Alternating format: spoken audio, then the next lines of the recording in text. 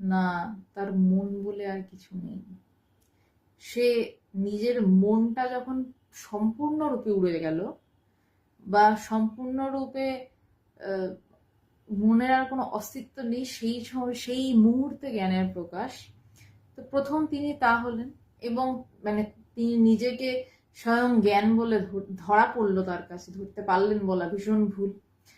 তার পরের ফেজ কি হলো, তিনি, আমি ওই তত্ত্বটায় যাচ্ছি না, গুরু তত্ত্ব একদম আলাদা একটা তত্ত্ব।